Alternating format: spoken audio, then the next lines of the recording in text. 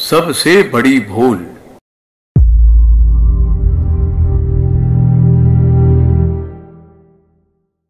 सबसे बड़ी भूल मैं का होना है। मैं से बड़ी भूल और कोई भी नहीं। परमात्मा के मार्ग में यही सबसे बड़ी बाधा है। साधना पथ का यही महा अवरोध है।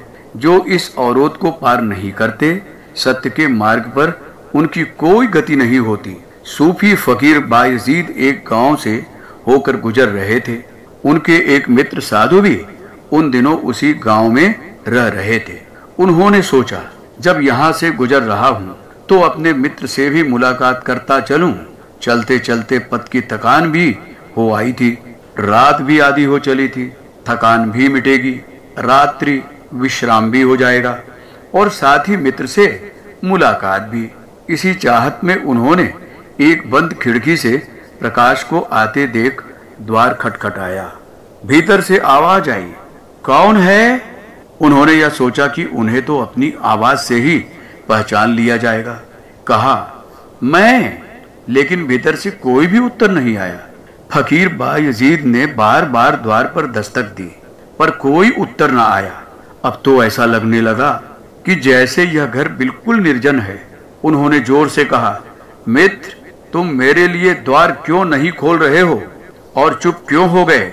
भीतर से कहा गया, भला यह कौन नासमझ है जो स्वयं को मैं कहता है, क्योंकि मैं कहने का अधिकार सिवाय परमात्मा के और किसी को भी नहीं है।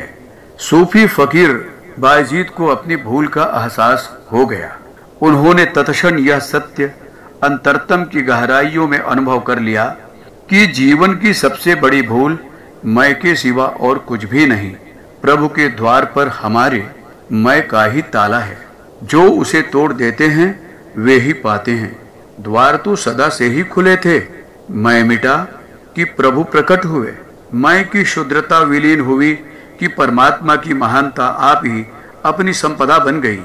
इस सबसे बड़ी मैंपन की भूल को जो सुधार लेता है, वह जीवन के सत्य को पा जाता है।